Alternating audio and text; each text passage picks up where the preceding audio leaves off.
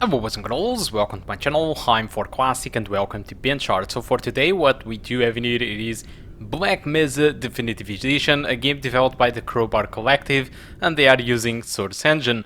So in case you don't know Crowbar Collective, this is a group of guys that started to build a remake of Half-Life 1 as a mode, but then Valve approved the mode and they could sell Black Mesa as a remake of the Half-Life 1, and it is sort of amazing. It's not the first time that I do bring Black Mesa to the channel. I did bring the first version. Now I'm bringing you the definitive edition, which is a version 1.5, where they claim that they optimized it and made some slight changes to the to the art design of the game. So for the settings, I will be using the ice settings, but at some part of the game I do drop the water reflections too high because I was getting under 60 frames per second. So I'll be trying out this level over here because it is a very demanding level comparing to the rest of the game, which is so much more lightweight than this level. Alright, so looking to the requirements in here, they don't really specify that much. So yeah, they say that you need a quad core at 3.2, 8 gigs of RAM, and they also say that you need a they do recommend a 4 GB of VRAM graphic card, but they don't really specify which graphic card we are talking about in here. So I decided to put my hands to the test. And for example, at 1080p on this specific level, at maximum settings, the game did drop below 60 frames per second. Same can be said about the ice settings, and the median settings was overall above 90 frames per second. Alright, so my recommendation, it is not any of these settings. My recommendation it is for you to play with high settings with water reflections on median if you care about having a stable experience above 60 frames per second all the time. So at 1440p it was pretty much the same thing but worse. At median settings again provided an experience above 60 and the rest it don't. At 4K unfortunately, well, all the averages were below 60 frames per second, and you don't want that on a Source Engine game because it kind of feels very unresponsive. And on the ice settings, we already were having drops below 30 frames per second. So wrapping all these results together, this is all you can expect about the performance of the game. Again, this was tested on one of the most demanding moments of the game. The majority of the game will run at the double of the frame rate that you are seeing on here, sometimes even more than that. People usually say that the Chan levels, which are the latest levels of the game, they are very demanding, but I fully disagree. I still think that this specific level, it is one of the most demanding levels of the game, but by a large mile. So if you are able to run this level at 60 frames per second, the majority of the other levels will run at 120 or even more. The thing is, the game is very unstable, so there are areas where you are getting like 200 frames per second or even more, and there are areas like this level where you are struggling at some points, like looking at the water or something, where you are struggling to get above 60 frames per second. So it's quite unstable, so that's why I decided to go with the most demanding level that I know so far about the game, and decided to use this one as a reference so that you don't get caught by surprise, because many people will start on the first level and they will say, oh, this is pretty undemanding, I don't understand how BenchART it is getting so bad performance. Well, that's because this level it is really more demanding than any of the other levels, and this should be the reference level that you should be using to benchmark, because if you can run this game fine at 60 frames per second on this level, all the rest of the levels will be more than okay. So that's all that I want to talk about the performance. Let's now talk a little bit about Black Mesa Definitive Edition. So what did change on this Definitive Edition? To be honest with you, I was expecting more differences in performance.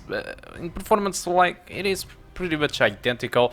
So they massively polished the game and made some art updates throughout the levels. They changed the lighting of the power-up level, for example, and they also redesigned the on-the-rail level. They mentioned that they optimized the game better for low and mid-range PCs. And they changed a little bit the art and color palette of the outside levels. So I think that's up after the Chen levels, where they actually made very pretty good levels. The Chen levels reimagination was excellent. I think they learned a couple of tricks, and they used their new discovered tricks that they actually learned from there to apply some art differences and some optimizations on the predecessor levels that they have been developing throughout these 15 years. So the way that I see the Definitive Edition, I see this as a big shout from the developer team, like, guys, we have been in here for 15 years making this, now it's fully ready, all the levels are available, so it's completely finished, and it is bug-free, mostly, and you can safely now buy the game. Well, there is still some non-issues, but those are still some minor bugs that should get fixed in no time by the developer team. So in case you never knew what the hell is Black Mesa, it is a remake done by a group of people called the Crowbar Collective that started to remake the Half-Life game like 15 years ago, when Source Engine was really a big deal at the time. Their objective was to create Half-Life 1 and envision the game as a Source Engine game with the awesome evoke physics and innovation that made Half-Life 2 special. Although 15 years have passed and possibly the impact that now Black Mesa have, it is not the same as it would be if Black Mesa was released back then, but still it is somewhat amazing. So they started as a mode, but after some years Valve recognized the mode and gave them the seal of approval to sell their game on Steam as an early access title and monetize the game, despite they were using Valve assets and Valve engine. So yeah, they were picking up the first game, and they were building all the stuff using Half-Life 2 assets and stuff like that, and Valve just reached them and said, it's okay guys, you can develop the game because we are not going to do it, so you can do it and you can make the money for yourselves. Of course, possibly a small cut or probably even a beefy cut was given to Valve, of course, because of that, but still, as far as I know, the Crowbar Collective was able to make money out of this mode, and this is something really special. If you ask me, I think I've never saw this to happen before. Enlighten me if there was stuff like this, like people making a mode and and after that selling the mode with a seal of approval of the own developer. I don't really know, because they are just rebuilding an entire game that was sold by Valve, so it's weird. So yeah, still, so Crowbar Collective continued to develop their love letter over the years, and now we have this great game, which is one of the best rated games by the community on Steam, and it's actually a very cheap game, especially when it is on sale. So it's winter sale, guys, or autumn sale, so get the game. So seriously, it's a mandatory game that you should get, especially if you loved Half-Life 2 and you never wanted to play the first one because it was too damn dated, because it is an old game. And even if you had completed the original, this one it is still mandatory, because it's not a remaster, it is a remake. So puzzles are sometimes different because they take advantage of Source technology to make things more interesting. So using physics-based puzzle solving, it is something that it is now required on Black Mesa to complete. And that was something that wasn't really possible in Half-Life 1, because there were barely any physics integration on the games, because yeah, that was because it was very old, and Source didn't really support stuff like AVOC, of course. So I think that's all, guys, so that I want to talk about Black Mesa Definitive Edition. I hope you actually did understood what the hell did change.